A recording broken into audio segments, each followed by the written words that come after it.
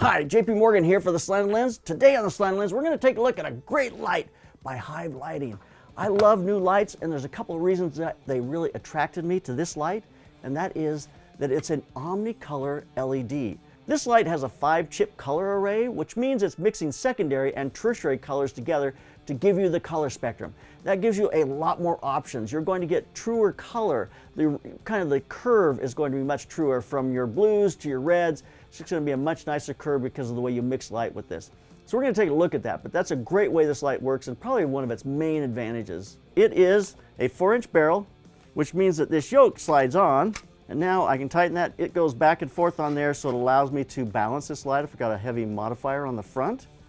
This in the front here I thought was really nice. Got a little plastic cover which diffuses the LEDs a little bit, and it gives you a little softer light, and it also protects your LEDs so you don't have to worry about them being scratched and you don't have to put a cover on this. So there's the light. Great little light. It has a 4-inch barrel on the front of this, like I said, and that 4-inch barrel is made so that it will really adapt itself to just about any pro photo type mounting softboxes or any kind of pro photo equipment. So Hive Lighting has created an entire array of modifiers for this light. There's a small LECO. I think that's fabulous for product stuff if you want a small pool of light. There's also, absolutely, you've got to have a good reflector. This is a PAR reflector. It's going to up your exposure by almost a stop with this kind of focused light and that silver that kind of brings that light to a point and also makes it much brighter. So a PAR reflector is excellent. If you've got a reflector like that, you've got to have barn doors. Got excellent barn doors. Going to go on the front of that PAR reflector. And there's other modifiers, but most of them are really working off from this kind of pro photo mount. That pro photo mount goes right on that 4-inch barrel. This is for a Bowens mount, which is fabulous. You're going to want to put softboxes on this and put another 7-inch reflector with grids. Just gives you a lot of options. This is probably the first thing I would want to get. If I was buying this light, I would get this to be able to adapt it to any kind of Bowens modifiers that I already have or that I was going to buy. All right, I think that's just about, well, no, I don't think we're gonna need that right now. There's a couple more things I think are really important. It's only a 75-watt draw, which means in a room you can put several of these in the same 20-amp circuit. You're not gonna have a problem with that whatsoever. You also have a 180-degree spread on this light, which gives you a great spread. It's always better to have that 180 degrees and then modify that down and cut it down into what you really want. All right, also you have a fan on the back. You know, I'm working with a fan right now, and if I just stop and let you listen to it, you'll hear the fan. I'll turn it off.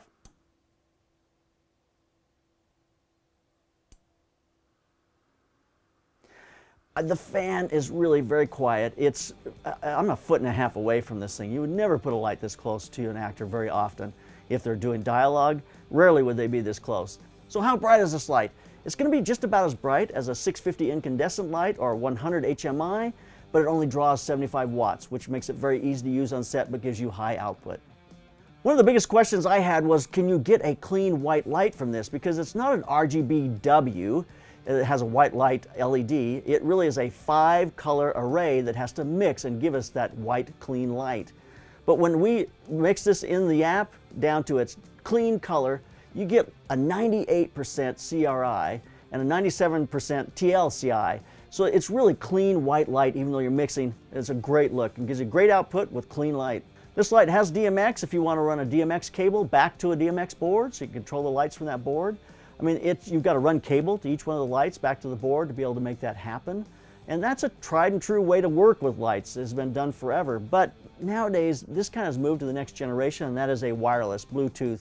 You have the ability to control this from your phone or from your iPad. Now you can have these lights all over in your room or wherever you're working from them that you can't get to them. You can just control them completely from your phone or your iPad, and that's what makes these a lot more valuable to me. I think that's the technology that really makes sense. All right, let's get to the app. When I open this up on my phone, in this screen, if I've got 3 or 4 of these lights, they'll all show up as numbers. And they each have a number on them, and I can decide which one I want to work with. I can work them all together as a group, or I can work with them individually. So right now, I'm going to click on my light, and I want to connect, and there we are. Our device is connected. But I'm now on no saturation. I'm on clean light, and I have the ability from here, though, I'm at 8,000 degrees right now. If I come back closer to 5,800, which is, or 5,600, and I can go right in there, and now I'm getting that clean daylight. I can select all of this, I can delete it, and I can say I want 5800, 5600, and then hit done. It's going to change my light to 5600. Or I can just go up 25%. Each time I hit this right or left, it's going to go up 25%, or I can click on it, backspace, 3200, done.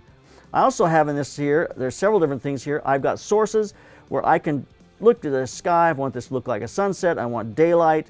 I want a sun overcast. So it's going to give me those different color profiles, moonlight, twilight. It just gives you something, a place to start if you want to put your color in one of those modes for sources. Now I go back, there's so many different things. I use fire a ton, and this gives you the ability to change the different colors you want. You can do it a candle, you can sodium, borax, and you have to hit on when it starts. So many different effects that you can use, and then the last screen is saved. If I find a color I like, I can just click on that color and save the color, and I can enter a name if I want to enter the name, and me, this color is me. Save the color, there it is, color is me. Once I move to saturation, I'm now working on the hue here, and I can change my hue to whatever color I want, and I can change that anywhere I want it to go. Once I take this back to saturation, I'm now back on the color temperature.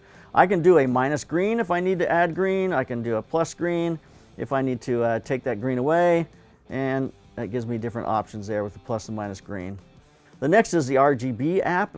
In this RGB app here, I do have color temperature. So if I leave all these, if I turn all these off, I'm just back to that white light. Now if I decide, okay, I want red, I just bring my red up. I can mix green with it. It's probably not going to do that much. And I can take my red out, so I have the RGB controls here. I love the wheel option here. In the wheel here, if I bring my saturation up, I now, wherever I set this dial on my wheel, it changes my color, and the minute I hit select, it's going to give that, set my light to that color. I just love being able to mix it this way. I can see exactly what I want and where I'd like my light to end, and then I click on it. It just gives me so many options. A little more purple there. So that's excellent. I can go into profiles here. In profiles, it gives you the ability to set this light according to what it is that you want. If I want photo profiles, it's going to change my color profiles to those that are in photography. There's a lot in this kind of frame here. You really would have to take a look and study this to understand it completely. It just gives you different profiles for different applications. All right, let's wrap this up. For me, who's going to use this light? This light really is about being small, portable. It allows you to get it in really tight spaces. That 4 inches by 6.5 inches just makes it so easy for you to be able to put this in places that otherwise it might be very difficult to get a light into. And a powerful light at that. It's adaptable, gives you that pro photo adaptability with having all the modifiers on the front. I do like the yoke. The way this works on the light is actually a really nice setup. Also, all of the modifiers you have that go with this. Everything from the Lico to the Parcan reflector, to your Bowen's mount, to your barn doors. All right, so there you have it. Thank you to Hive Lights for sponsoring this review. Great light, that 100 Wasp, 100C, and CX. I hope you enjoyed the things we learned here today. Subscribe to us on the Slanted Lens. Leave us a comment. We'd love to hear from you. So you keep those cameras rolling and you keep on clicking.